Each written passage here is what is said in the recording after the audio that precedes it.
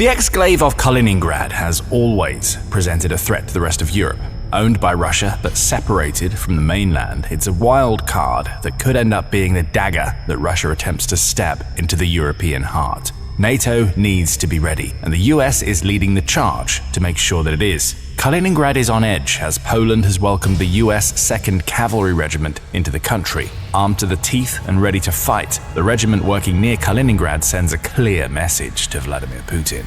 NATO is preparing for whatever Russia has planned. In August, the US Marines military YouTube channel reported that troops from America's 2nd Cavalry Regiment had started rolling into the Polish city of Orzysz. Arriving as part of NATO's Enhanced Forward Presence Operation, or EFP, the soldiers are helping to bolster NATO's eastern flank defenses by training a multinational team of NATO counterparts stationed in Poland. The reason why is simple, says the US Marines military channel. The Ukraine war is expected to escalate in 2025, and it may end up encompassing more of Europe.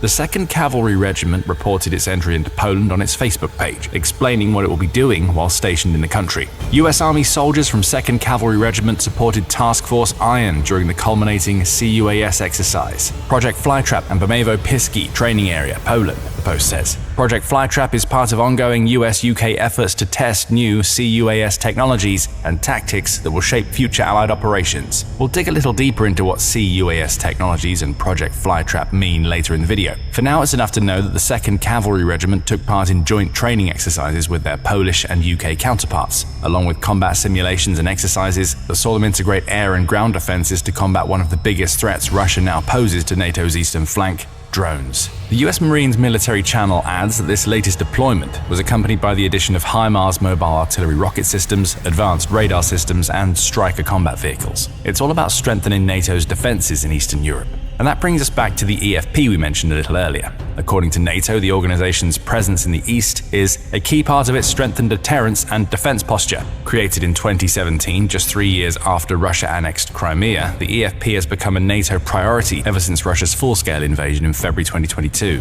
The 2nd Cavalry Regiment's training focused on the EFP. However, this doesn't mean that the regiment is becoming a permanent fixture of the operation. As NATO explains, the EFP comprises 8 forward land forces, each of which is a multinational battle group made up of volunteer soldiers from NATO ally nations. Those groups rotate and work together with the national home defense forces in their host countries to provide an ever-present deterrent against anybody who might think about invading those countries. And by anybody, we of course mean Putin. Today, troops and personnel from NATO allies serve, train and exercise together in the east of the alliance, representing a strong expression of unity and solidarity, NATO explains. Forces from contributing nations rotate in and out of the battle groups. At any given time, they may be deployed to battle groups or stationed in their home countries with the ability to deploy rapidly if needed. US Marines military offers a few more details, noting that the purpose of the EFP has evolved over time. When it was created, the operation was more of a symbolic deterrent against potential threats, rather than an active and dangerous force. It was a message sent to Putin that NATO could see what he'd done in Crimea and that it was taking steps to ensure he wouldn't be able to do the same elsewhere. However, it wasn't until the full-blown invasion of Ukraine and the revelations about how Russia approaches wars against other nations that resulted that the EFP gained true direction.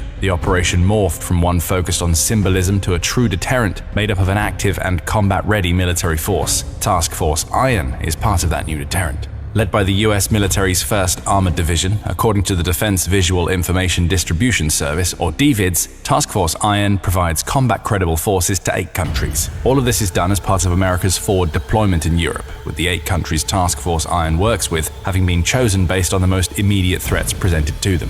Now that task force is training in Poland, and the 2nd Cavalry Regiment has joined the task force to bolster its strength and ensure NATO's EFP operation can become the deterrent it needs to be against a potential Russian invasion. Poland is certainly happy to welcome more US troops to its border near Kaliningrad. The Polish Defense Minister, Władysław Marcin Kosiniak-Kamysz, lauded what the arrival of the 2nd Cavalry Regiment means in a statement. "We will never stand alone in the face of threats," Kosiniak-Kamysz declared. "Every inch of NATO is a shared responsibility."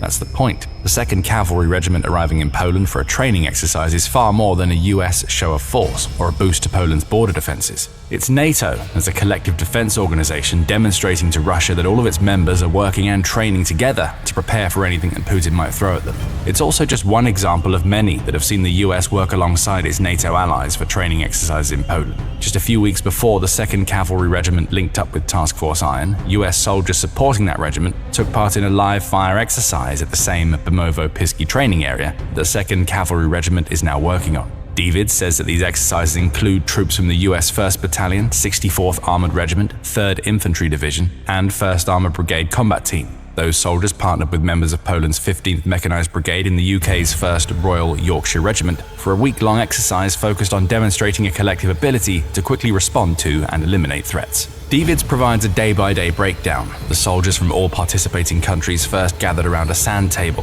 where they planned and rehearsed their roles. What followed was several days of passage of lines exercises, in which soldiers worked in passing units to advance upon and engage enemy targets with supportive fire. These exercises exist to showcase how a passing unit can help a stationary unit to advance or withdraw from a battle. Advancing was the goal in this particular exercise. Polish forces riding BMP-1 infantry fighting vehicles took part in live-fire exercises, advancing toward an enemy area to locate hostiles. After engaging the hostile targets, the Polish forces were tasked with reporting to the US contingent, which followed up on the advance. Operating M1A2V3 Abrams main battle tanks, those soldiers advanced past the line the Polish troops established, firing their M256 cannons on the hostile position as they did so. The exercise was a massive success. US Army Staff Sergeant Helen Dieguez commented on how well drilled the Polish forces proved themselves to be. "We realized how hard these guys train and how well prepared they are," Dieguez said. "They knew exactly what they had to do and how to do it. Seeing them drive down the trails with their BMP, they know the terrain and they move like they own it. All of us are just mesmerized by how they maneuver." There's an interesting point buried within that statement. It's sometimes easy to forget that NATO is a collective of over 30 nations, all of which have their own militaries and training techniques. That can sometimes make it difficult to see the forest for all the trees when it comes to cooperation. This exercise, which took place a couple of weeks before the 2nd Cavalry Regiment arrived in Poland, was an eye-opener for all involved. A chance to not only showcase their skills, but to better understand what their allies bring to the table. Gaps can be plugged, respect can be earned. Cooperation becomes more than just a word. So it's clear that the EFP is helping NATO to bolster its Eastern European defenses, with the US's help. Now, let's come back to the 2nd Cavalry Regiment and the concepts of Project Flytrap and CUAS technologies that we mentioned earlier in the video. While the exercise we just covered focused on Task Force Iron working alongside Polish troops in ground operations, Project Flytrap focuses on countering drones. That's what CUAS is all about. It means Counter Unmanned Aerial System, and the last several months have seen the US working alongside its NATO allies to figure out how to fight against Russia's growing drone army. David says that Project Flytrap involves US and UK soldiers training with new anti-drone technology on training grounds in both Poland and Germany. It's these exercises in which the 2nd Cavalry Regiment was involved in July.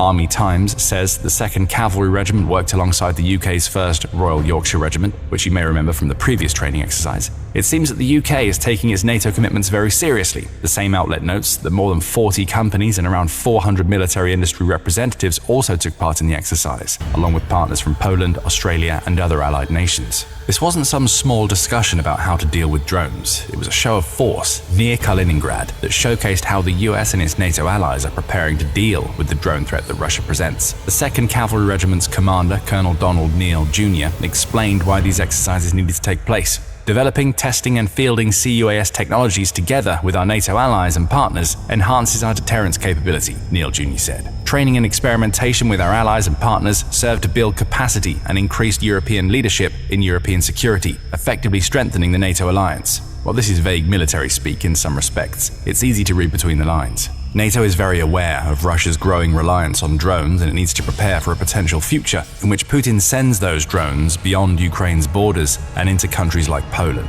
Army Times points out that a key takeaway from the exercise in which the 2nd Cavalry Regiment took part was the need to create layered defenses against drones. "There's no one system or one solution to counter UAS, Neal Jr. explained. "The counter UAS capability we'll have in the future is going to have to be an integrated, multi-system solution. Layers upon layers are vital. We saw that in the exercise itself, which experimented with what is known as a striker infantry formation. This formation sees soldiers on the ground wearing radio frequency technology that's capable of detecting and jamming the electronic systems of drones. That's the first layer. The second layer comes into play when soldiers arrive using M4s to shoot down the enemy drones that manage to break through the jamming. And behind those troops is a third layer of operators sending their own unmanned aerial vehicles to counter the incoming drones. These types of layered approaches aren't something that soldiers can come up with on the fly. They need to be experimented with, drilled, learned across the board. That's why the 2nd Cavalry Regiment was in Poland. It, along with the other NATO allies that took part in the exercise, was helping to figure out what the defense against Russian drones will end up looking like if Putin decides to cast his invasion net beyond Ukraine. There's no denying that drones represent one of Russia's biggest threats in any future war with NATO. As CNN reported on August 8th, Russia is building massive drone factories that are allowing it to domesticate most of its drone production. Doing so leaves its partner Iran in the cold. If it wasn't for Iran, Russia wouldn't even know how to build the Shahid drones it's now building in such massive volumes. But Putin won't care about that potential alienation. To him, the most important thing is that Russia keeps building more and more drones. How many more? RBC Ukraine reports that the head of the Ukraine Situational Center at Germany's Ministry of Defense, Christian Freuding, believes that Russia is trying to grow its drone manufacturing to the point where it could launch 2,000 drones per day at Ukraine. It's not there yet, but Russia is breaking records for its drone strikes in 2025. According to ABC, July saw Russia fire 6,443 drones and missiles into Ukraine, which was 13% more than it launched in June, along with being the highest combined monthly total seen during the Ukraine war to date. These numbers aren't escaping NATO's attention. Project Flytrap becomes even more vital when you realize that it's a response to a very legitimate threat that is developing within Russia. Today, Putin is pushing for 2,000 drones per day that Russia can launch at Ukraine. Tomorrow, those 2,000 drones per day, and many more besides, may have their attention turned toward the likes of Poland and the Baltics. That's why CUAS is so important. And it's also why the US sent the 2nd Cavalry Regiment, and will likely send more soldiers in the future to train in Poland and near Kaliningrad. What all of this may mean for the future also needs to be considered, and we may as well start with Kaliningrad, seeing as we've just mentioned the Russian exclave. Kaliningrad is an interesting piece of territory. Separated from the Russian mainland, it's always held value to Russia as a transportation hub. Kaliningrad provides a connection to Poland and the Baltic states as it borders both Poland and Lithuania. It also offers Russia one of its few ice-free ports that lead into the Baltic Sea, which is why the region was once home of the Baltic Fleet. During the Soviet era, Kaliningrad essentially served as a buffer separating the Baltic states from the West, LSM says. Later, it became something of a connector between East and West. But things changed when Poland and Lithuania decided to join NATO. Threatened by this, Russia has militarized Kaliningrad to the point where it has around 25,000 soldiers stationed in the exclave. There are also rumors that Russia is storing around 100 nuclear warheads in Kaliningrad, along with the missiles needed to launch them. In short, Kaliningrad has evolved from being something of an oddity within the Russian Federation into an exclave that provides Putin with opportunities to strike Poland and the Baltic states. Kaliningrad could even become the launching pad for a full-blown war against NATO, and it seems to be practically common sense that if such an invasion is on Putin's mind, he'll start shipping scores of drones to the exclave if he wins in Ukraine. Those drones will threaten NATO's eastern flank. Poland has been preparing for a potential invasion from Kaliningrad by fortifying its border with the exclave as part of its East Shield initiative. In November 2024, the Kyiv Independent reported that those fortifications are part of a $2.5 billion project that also encompasses Poland's eastern border with Belarus, which is a Russian ally. Now, with Project Flytrap, Poland, the US, and their NATO allies are preparing for the possibility that those fortifications could be broken. If drones do come flying into Poland and the Baltics via Kaliningrad, NATO's CUAS training will mean it's in a better position to do something about them than it would have been just a few months ago. So we see the purpose of Project Flytrap and the arrival of the 2nd Cavalry Regiment into Poland in terms of strengthening NATO's eastern line. However, there's also the symbolic aspect of this training exercise to consider. As the US Marines military YouTube channel points out, the United States is again demonstrating its strategic commitment to European security. That's a commitment that has been cast under no small measure of doubt in 2025. As the European Union Institute for Security Studies highlighted in a February article, the first 2 months of US President Donald Trump's tenure led to many worrying about the possibility of the US withdrawing troops from Europe and possibly pulling out of NATO. For Europe, the outlet says, the effect of the US doing this would have been as dramatic as a nuclear attack by Russia. Putin would have been rubbing his hands with glee in this scenario. About half a year after that article's publication, we now know that Trump hasn't pulled the US out of Europe. If anything, the US president seems more committed to both NATO and helping Ukraine to fight against Russia than he has been at any other point. In July, The Guardian reported that the US has signed an agreement with its NATO allies to lead large-scale arms deliveries into Ukraine, with the idea being that NATO's European members pay and the US delivers. On August 4th, NATO reported that the first package of US equipment funded under this deal, this time by the Netherlands, had arrived in Ukraine. Such extensive cooperation might have seemed impossible just a few months ago. Now, the US is demonstrating a level of strategic commitment that Russia wouldn't have expected. The divide that Putin was trying to foster has been patched up. The 2nd Cavalry Regiment arriving in Poland to take part in CUAS exercises that are clearly designed to tackle potential Russian aggression could just be the final nail in the coffin of Putin's hopes to manipulate the US into abandoning its European allies. We can say for sure that that isn't going to happen now. And that's a pretty big problem for Russia, as the US Marines military channel explains when talking about new members joining NATO and the US. When talking about new members joining NATO and the US reaffirming its commitment to the defense alliance. This new membership drastically alters Russia's military calculations in the northern region and strengthens NATO's deterrence strategy from Scandinavia to the Black Sea. The channel points out when talking about Sweden and Finland joining NATO since Putin launched his invasion. The roles Poland and the Baltic states are playing have also evolved as they're developing into training grounds and logistical hubs that will help to coordinate teams like the 2nd Cavalry Regiment if they're ever called upon to defend Europe against Russia's aggression. The message here is simple. Whatever plans Putin might have had for a war against NATO's European members have collapsed into dust. The 2nd Cavalry Regiment has just proven that the US commitment to NATO is as strong as ever at a time when the organization is welcoming new members. Russia will not face a Europe divided. It will face a version of NATO that is learning how to counter Russia's drones as it develops into a cooperative force, the likes of which Russia can't contend against. Russia will have all of this to worry about in the future. Right now, it's dealing with Ukraine managing to pull off in hours what took Western sanctions years to achieve.